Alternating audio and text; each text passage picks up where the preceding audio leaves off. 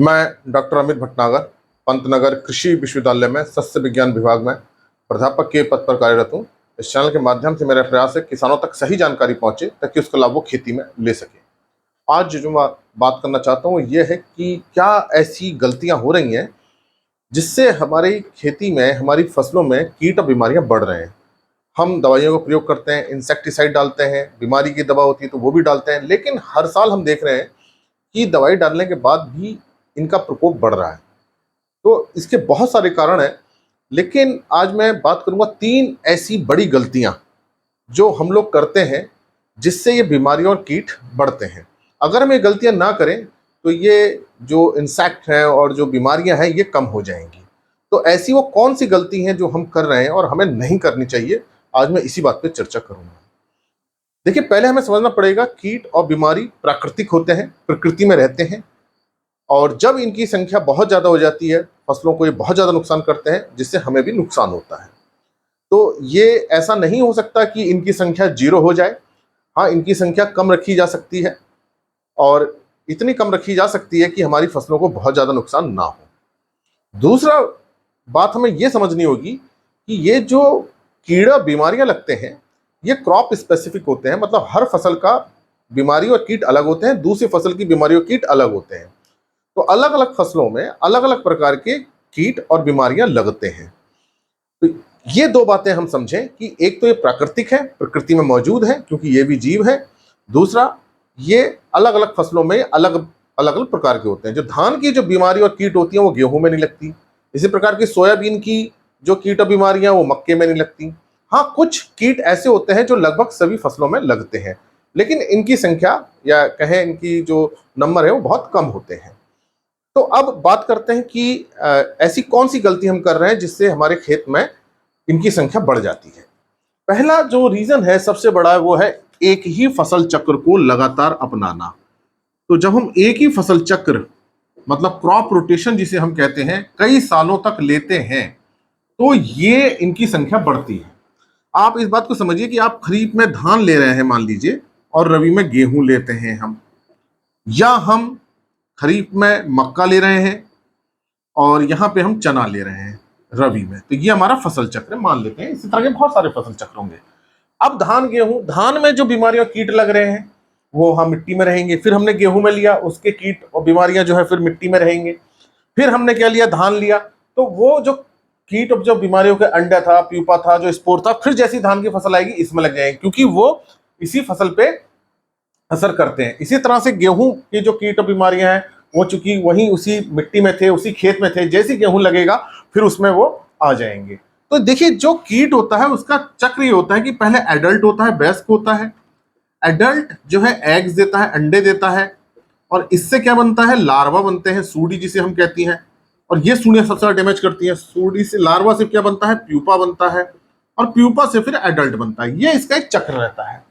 अब ये जो ये एडल्ट है या जो लार्वे, इनको अलग अलग फसल में अलग अलग होते हैं, उसी फसल को खाते हैं, उनका भोजन होता है। तो धान में जो लगने वाले कीट है वो उसका भोजन है।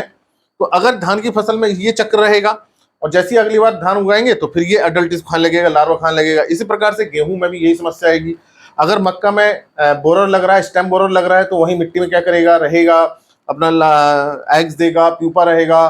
फिर जैसी अगले साल बाद हम मक्का उगाएंगे, मक्के पर असर करेगा। इस प्रकार से चने का भी है, पॉट बोरर है, वहीं पॉट बोरर की साइकिल बनती रहेगी। बीमारी लगती है बिल्ट, तो बिल्ट मिट्टी में ही रहेगा, जैसी चना लगेगा बिल्ट लग जाएगा। लेकिन चने की जगह अगर हम सरसों लगा दें तो वो बिल्ट सरसों में काम नहीं करेगा।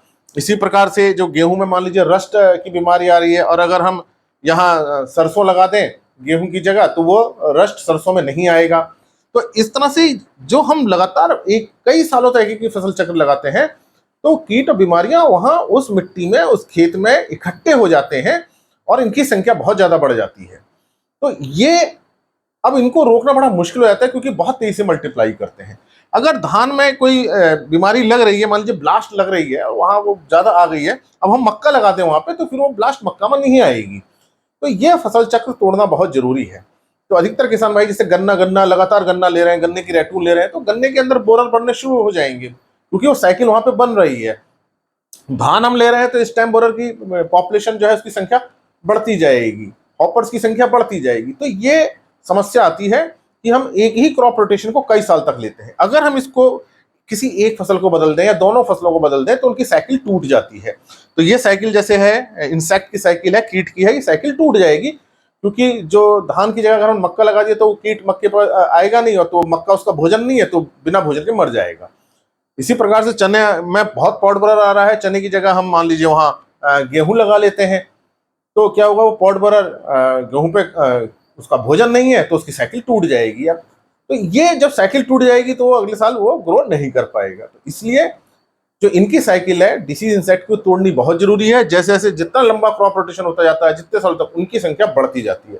यही कारण होता है कि जहां एक लगातार एक जैसी फसलें ली जा रही है, जहां जिन खेतों में सोयाबीन लेते जाएंगे लगातार हम, तो निश्चित रूप से सोयाबीन में जो है बीमारियां ज्यादा लगेंगी, कीट ज्यादा लगेंगे। जहां लगातार हम मूंगफली लेते रहेंगे, मूंगफली की कीटों की संख्या और मूंगफली लगने वाले रोगों की जो पॉपुलेशन है, जो नंबर बढ़ता जाएगा। इसलिए हमें फसल चक्र बदलना बहुत जरूरी होता है। जब कीट बीमारी लगने लगे तो हमें उसका फसल चक्र बदल देना चाहिए, और फसल चक्र बदलने से बहुत फायदे होते हैं, घास भी कम आती है और भी बहुत सारे फायदे रहते हैं। इसलिए फसल चक्र को बदलें। ये गलती ना करें कि आप कई सालों तक एक ही लगातार फसल चक्र को, क्रॉप रोटेशन को लेते रहें। दूसरा जो कारण है वो बहुत ज्यादा हम कीड़ों को मारने के लिए दवाइयों का प्रयोग कर रहे हैं, जिसे हम पेस्टिसाइड्स कहते हैं। पेस्टिसाइड्स में सारी दवाइयां आती हैं, कीड़ों को मारने वाली, बीमारी को मारने वाली भी, घास को मारने वाली भी। तो दवाइयां जो हम दे रहे हैं बहुत ज्यादा दे रहे हैं। बहुत ज्यादा दवाई देने से क्या होता है कि जो प्रकृति में इन कीटों को और बीमारियों को रोकने के लिए नेचुरल प्रेडेटर्स होते हैं, पैरासाइट होते हैं, दूसरे तरह के कीट होते हैं जिन्हें मित्र कीट कहते हैं, जो फसल को नुकसान करने वाले कीटों को खत्म कर देते हैं, उनको खाते हैं। तो जब हम बहुत ज्यादा दवाइयां देते हैं तो ये जो हमारे खेत के अंदर नेचुरल प्रेडेटर्स हैं, पैरासाइट्स हैं, वो भी खत्म हो जाते हैं। तो जो कीट हमारे को हेल्प कर रहे थे, वो मित्र कीट भी खत्म हो जाते हैं। तो उससे क्या होता है कि जो दूसरे जो फसल को नुकसान पहुंचा रहे थे, उनकी संख्या बहुत ज्यादा बढ़ जाती है। तो लगातार हम बहुत ज्यादा दवाइयां प्रयोग कर रहे हैं, वेट नहीं करते, रिकमेंडेड डोज से ज्यादा दवाई डालते हैं। मान लीजिए कोई दवा एकड़ बताई जा रही है 100 ml, तो हम डाल रहे हैं 150 ml, 200 ml, बहुत ज्यादा दवा डाल रहे हैं। तो जो एक नेचुरल हैबिटेट होता है, वहां पे जो हमारे मित्र कीट हैं वो भी खत्म हो जाते हैं। तो ये एक बहुत बड़ी समस्या है। इसलिए दवाइयों का बहुत संतुलित प्रयोग करना चाहिए, जितनी डोज बताई जाती है उतनी ही करनी चाहिए। और दूसरा एप्लीकेशन अगर हमें करना है, दूसरा छिड़काव में करना है, तो जो समय अंतराल बताया जाता है कि 10 दिन का है या 12 दिन का है, 15 दिन का, उतने ही अंतराल पे उसको करना चाहिए। नहीं तो इतनी ज्यादा जब हम दवाई डालते हैं तो हमारे जो मित्र कीटों की संख्या में कमी आती है, और ये कीट फिर ज्यादा बढ़ने लगते हैं, क्योंकि इनकी साइकिल को ब्रेक करने के लिए पैरासाइट और प्रेडेटर्स होते हैं, प्रकृति ने दिए हैं, नेचर में होते हैं, जो इनको खत्म कर देते हैं। तो उनकी संख्या भी कम हो जाती है, जिनको हम मित्र कीट कहते हैं। तो ये एक बहुत बड़ी गलती है, बहुत ज्यादा दवाइयों का प्रयोग करना, बहुत अधिक मात्रा में करना।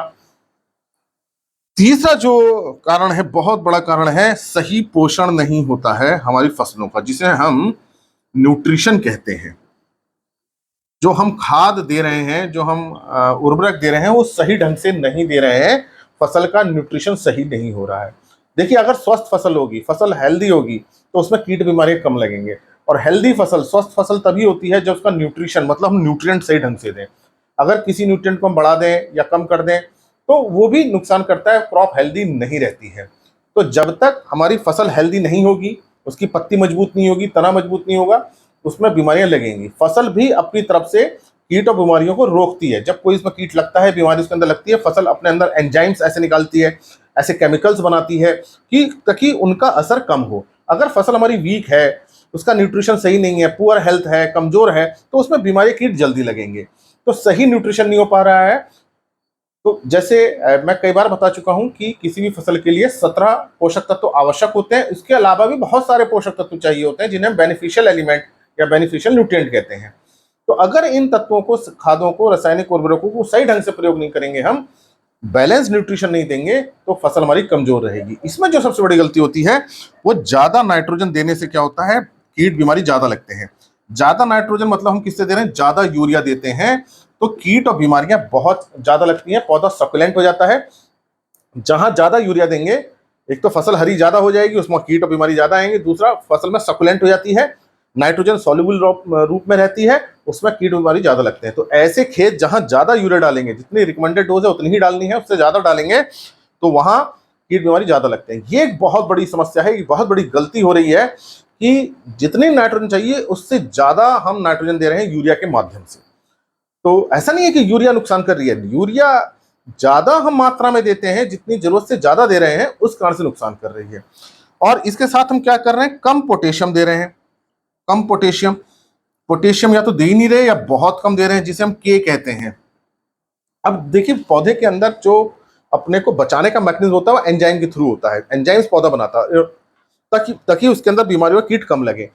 अब जब पोटेशियम का ये काम है कि पौधे के अंदर इन एंजाइम्स को बनाए, जब ये पोटेशियम की कमी होती है पौधे के एंजाइम सिस्टम कम काम करता है, तो उसमें बीमारी ज़्यादा लगती है। तो अगर हम पोटेशियम पूरा देते हैं तो रेजिस्टेंस आती है पौधे के अंदर, प्रतिरोधक क्षमता बनती है कि उसके अंदर बीमारियों कीट कम लगे। तो अब खाद देने में हो ये रहा है कि यूरिया ज़्यादा दे रहे हैं, पोटेशियम या तो दे ही नहीं रहे या बहुत कम दे रहे हैं, तो इम्बैलेंस हो जा रहा है नाइट्रोजन पोटेशियम का। तो खास तौर से इस बात पर हमें ध्यान रखना है, यूरिया कोई भी खाद है वो हमें रिकमेंडेड डोज में देनी है, पोटेशियम का हमें विशेष ध्यान रखना है। प्लांट के अंदर जो रेसिस्टेंस है, प्रतिरोधक क्षमता है, जो बीमारियों से लड़ने की ताकत है, कीटों से लड़ने की ताकत है, वो पोटेशियम से आती है। तो पोटेशियम पौधे को बहुत ताकत देता है, उसमें बीमारी कम लगे और उसमें कीट कम लगे। तो जिन फसलों में पोटेशियम की कमी होती है वहां बीमारी और कीट ज्यादा आते हैं। तो इसलिए आप जब भी खाद दें तो प्रॉपर न्यूट्रिशन दें और बिल्कुल ध्यान रखें कि उसमें बहुत ज्यादा नाइट्रोजन ना जाए और पोटेशियम भी प्रॉपर दें। इसके साथ साथ बहुत सारे न्यूट्रिएंट हैं, सल्फर है वो बहुत हेल्प करता है प्लांट को, इसमें जिंक है, आयरन है, सबके अपने अपने काम हैं जो पौधे के अंदर एंजाइम को एक्टिवेट करते हैं, पौधे को स्वस्थ रखते हैं। इसलिए सभी प्रकार के पोषक तत्व हमें देने चाहिए, प्रॉपर न्यूट्रिशन रखना चाहिए। हम प्रॉपर न्यूट्रिशन नहीं देते हैं, या तो नाइट्रोजन देते हैं या नाइट्रोजन के साथ बस फास्फोरस देते हैं, डाइअमोनियम फास्फेट के माध्यम से नाइट्रोजन फास्फोरस देते हैं, पोटेशियम या दूसरे माइक्रोन्यूट्रिएंट्स को देते ही नहीं है। तो ये एक बड़ी समस्या होती है जिससे पौधा अंदर से कमजोर रहता है। तो जब पौधा कमजोर रहेगा, उसका एंजाइम सिस्टम काम नहीं करेगा, तो उसकी प्रतिरोधक क्षमता, उसकी ताकत, बीमारियों से लड़ने से, कीटों से लड़ने की ताकत उसकी कम हो जाती है। तो इसलिए प्रॉपर न्यूट्रिशन हमें देना चाहिए, पूरी तरह के हमें सब न्यूट्रिएंट्स दें, बैलेंस दें, ताकि पौधे पूरा मजबूत रहे। तो आपको ये 3 गलतियां नहीं करनी है। फसल चक्र आपको बदलना है, जब उसमें बीमारियां लगनी शुरू हो जाए, घास बहुत ज्यादा होने लगे, तो हमें फसल चक्र बदल देना चाहिए। दूसरा, हमें जो कीड़ा है उसी की दवाई डालनी है, जो बीमारी है उसी की दवाई डालनी है, कोई अननेसेसरी ज्यादा दवाई नहीं डालनी, ज्यादा मात्रा में नहीं डालनी है, अनावश्यक रूप से दवाइयां नहीं डालनी है। इससे भी कीटों की संख्या बढ़ती है, आपको तो लगेगा कीट मर गए, लेकिन वास्तव में जो हमारे मित्र कीट हैं, जो पैरासाइट्स हैं, प्रेडेटर हैं, वो भी मर जाते हैं, इसलिए उनको भी बचाना है। तीसरा, बैलेंस न्यूट्रिशन देना है, खासतौर से नाइट्रोजन बैलेंस देनी है, पोटेशियम की मात्रा पर भी ध्यान रखना है, माइक्रोन्यूट्रिएंट्स भी देने हैं ताकि पौधा स्वस्थ रहे। तो आशा है मेरी बात समझ गए होंगे कि हम ये 3 गलतियां नहीं करनी है, ताकि हमारे खेत में, फसल में बीमारियों कीट कम लगे। इसी प्रकार के लेक्चर्स को देखने के लिए आप कृषि किसान प्लेलिस्ट देखिए, और भी बहुत सारे प्लेलिस्ट हैं एग्रीकल्चर कोर्सेज रिलेटेड, आप उनको देख सकते हैं। और अगर चैनल सब्सक्राइब नहीं किया तो सब्सक्राइब कीजिए। धन्यवाद।